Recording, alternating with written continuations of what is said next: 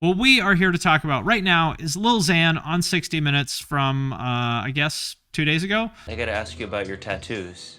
Oh, yes. Too many. Just listen to the way he talks now compared to how he used to sound. It's just sad. This is no way to live. You know, look at this. I do got yo, technology, bro. What the fuck? This is sort of who everybody thinks he is. I mean, he seems like an idiot in this, right? And I'm not saying that to put him down. Like, all of us, like if you've ever partied a lot and you've ever been like drunk and high and on fucking whatever he's on in this, you sounded like this too. We all did. So I'm not putting him down in particular. I'm just saying like this is what sort of made a lot of people not like him, I think. I mean, well, part of it, the reason why they didn't like him is just because he was like a young kid that was getting super successful and getting a lot of attention and stuff. And whenever somebody comes up real fast like that, there's a lot of people that want to hate on him. So there's that. And now compare that with the way he talks now. He seems like a different person. Tell me about this one you've got here, this part of your neck. This one, right? Anxiety. Yeah, I mean, speaks for itself. I mean, listen to how different he sounds. Like, he sounds so, like, alert and lucid and in it. You know, I always thought he seemed like kind of a dumbass when I saw, you know, interviews with him, like like the one we just watched. And then I did the interview with him, and I was like, oh, he actually sounds smart. Somebody who is like an addict in their addiction is basically a different person than that same person sober.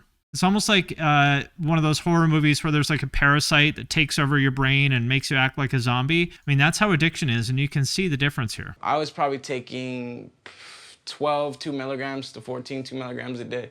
I don't know how much that is because I've never gotten into Xans. So you tell me how much is that? Is that a ton? That's roughly 50 times his initial dose. It was just that moment, you know, like, if I keep doing this, I'm going to die soon. This is what they say, like in AA or, you know, other 12-step programs. They say this is a moment of clarity. This is when you either look in the mirror and hate the person you'd become, or when you realize that if you keep doing this, you're going to die. And this is typically what it takes for people to make a change because addiction is so powerful. Like, it takes this moment of clarity. I remember seeing Lil Peep. I've talked about this before, but I remember seeing Lil Peep vlogs, whatever the ones when he went on tour in Chicago or something in 2016, like the vlogs that started coming out when he was kind of blowing up.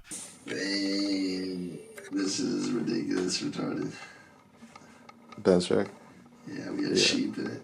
Right. And I turned to my wife, and the first thing I said is like, this kid's gonna die. And a year later, he did, unfortunately. Cold turkey. And I actually ended up having a few seizures. And I landed in the hospital. The scary thing about benzos is that they're one of the only two drugs that the withdrawal can kill you. So going cold turkey, and I'm obviously not a doctor, so, you know, talk to your doctor, but going cold turkey is really dangerous. If you got a benzo habit, go talk to your doctor. So I wanted to make a movement, Xanarchy, about just nothing but anti-Xan use. And that's really what I'm just trying to promote. Looking back, do you regret fueling that fire a bit? I get that my name in itself is popularizing it. I always made that known that I didn't like that my name was popularizing it. The narrative about him at that time in 2017 or whatever it is that he started blowing up, 2018, whenever it was that he was glorifying Xans and drug abuse because of his name and because of his music and stuff. But his song Betrayed is literally about how awful Xanax is. It's like the exact opposite of glorifying it. And so I think it's really unfortunate that I guess people literally don't even look past his name and, you know, just decide that he is promoting drugs. You decided to keep this name.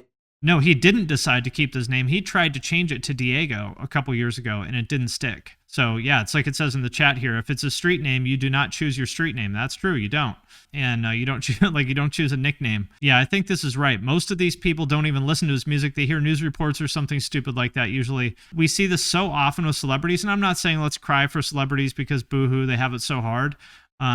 But it's true that people make all these like snap judgments about celebrities or public figures in general, like literally never having listened to their music or listened to the person talk or like read an interview with them, just based on third-hand narratives about this person on Twitter, and based on how they look, they've decided that, oh, this person is X or Y. Let's not feel sorry for the celebrities because they're going to be fine, but I think this is like reflective of a larger problem in society. It's just this total lack of critical thinking and people jumping to conclusions. And think about all the problems that causes. Like all the times people distort the words of politicians and stuff where it's like, whoa, he said that. And then you look up the full quote and you're like, he didn't fucking say that. Why is CNN or Fox or pick whichever one, why are they misrepresenting this person's words?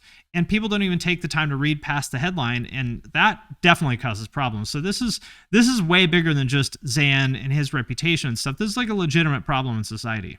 In 2017, at the height of his addiction, he dropped his song Betrayed, which became a hit. I mean, look, this is not glorifying Xan's. 500 million streams on Spotify? Yeah, this song really resonates with me a lot too, because it was me trying to talk about how Xanax is not good. I think it's cool that he is still out there using his platform to bring awareness to this and to try to tell people about how bad, Xans and drugs in general are. It'd be way easier for him to just kind of retreat into the background. He's independent now, or at least he was last time I talked. I thought this comment was kind of interesting. And I want to know what you guys think about this. These kids got anxiety because they know the world they live in isn't safe. We grew up in a bubble, to speak, and that was okay back in the 90s. It's not the same. It's sad that these kids don't feel safe anymore. I don't know that the world is worse now than it was in the 90s. In fact, I think it's the opposite of that. I think the world is better now than it was in the 90s. So why is there so much more, or why does it appear that there's so much more anxiety? Some of it is that we're diagnosing people who should have, who we just didn't diagnose before because we just didn't know about it. But I feel like there's also another side of the awareness of mental health that's maybe, I don't want to say it's negative, but okay. So I graduated from high school in 1996. And at that time, the idea of taking medication for any mental health related thing just was not, it didn't happen. Nobody did that. I literally didn't know a single person who at least openly took medication for any psychiatric condition until like the 2000s, like the mid to late 2000s. It just didn't happen. And I'm not saying that that's a good thing necessarily, but I do wonder how much now people kind of jump towards medication as a solution for a problem that doesn't have to be solved with medication. And to be clear, I am not anti-medication at all. At all. I was on Wellbutrin for 7 years and I needed it. But benzos in particular are a really nasty fucking drug. They're fucking nasty, which is like he's talked about. This is the reason why I never took him. Because I know I've taken them a couple times, like prescribed for anxiety, but I got off of it as quickly as I possibly could because I'm aware of how nasty they are. So I wonder how many people kind of go to the doctor basically shopping for benzos now. There's a lot to talk about here. I think it's cool that he's out there doing this. I wish him the best. He's obviously a smart dude. I'm glad that he's finally gotten clean. I know that him coming out and saying this stuff is going to help people, so I think that's cool. Good for him.